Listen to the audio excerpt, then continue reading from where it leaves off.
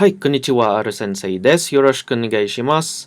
In this lesson, we will learn how to conjugate verb dictionary forms into verb Te-form.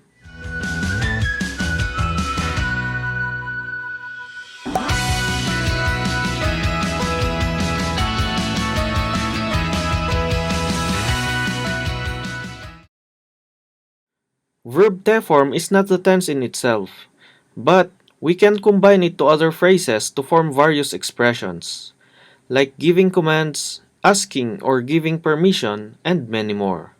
We will learn how to construct sentences like this after this lesson. Japanese verbs are divided into three groups: Group 1 or u-verbs, Group 2 or ru-verbs, and Group 3 or irregular verbs. Before we conjugate verbs into Te-form, we first have to determine which group the verb belongs. Because the rule in conjugating Group 3 verbs is different from the rule in conjugating Group 2 and Group 1 verbs, and vice versa. If you are not familiar with these verb groupings, please click the link description below.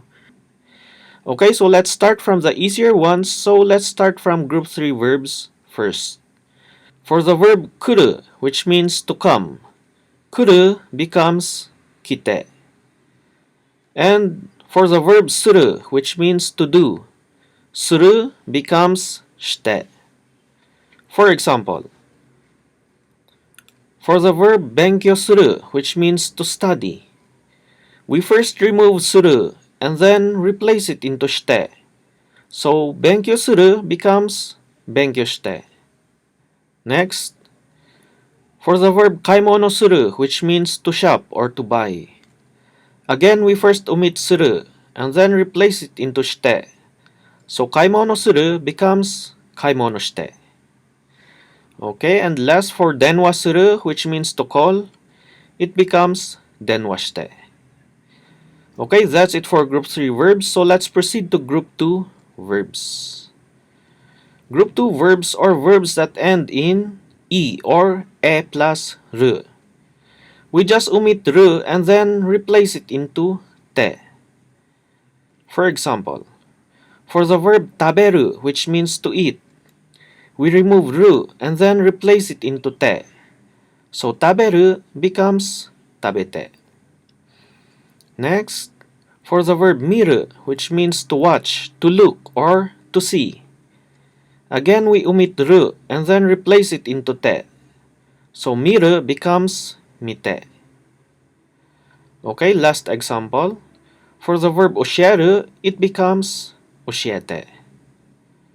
Okay, that's it for Group 2 verbs. Let's proceed to Group 1 verbs. Group 1 verbs are a bit complicated because it is divided into subgroups. Let's look at this group first. For the verbs that end in u, tsu, and ru, we replace u, tsu, and ru into te. For example, for the verb kau, which means to buy, we remove u and then replace it into te. So kau becomes katte. Okay, and for the verb tatsu and uru, we remove tsu and ru, so tatsu becomes tatte and uru becomes utte. Okay, next group. For the verbs that end in bu, mu, nu, we remove bu, mu, nu, and then replace it into unde. For example, for the verb tobu, which means to fly, we remove bu and then replace it into unde. So tobu becomes tonde. Okay, for the verb yomu and shinu, we remove mu and nu. So yomu and shinu becomes yonde and shinde respectively. Okay? Next group. For the verbs that end in ku, ku becomes ite. For example, for the verb kaku, which means to write, we remove ku and then replace it into ite. Kaku becomes kaite. And for the verb aroku, it becomes aruite. Okay? Except for the verb iku, which means to go. Instead of iite, it becomes itte. Okay? Next group. For the verbs that end in gu becomes ide. Okay? For example, uyogu, we remove gu and it becomes ide. So uyogu becomes oyoide. And finally, for the verbs that end in su becomes shite. For example, hanasu, which means to talk or to speak. We remove su and then replace it into shite.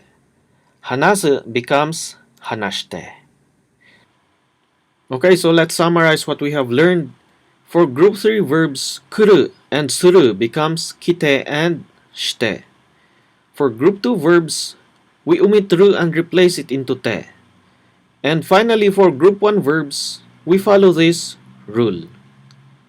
Okay, now that we know how to conjugate verb te-forms, in our next lesson, we will learn how to use te-form in sentences. Please like and please subscribe to this channel for more lessons.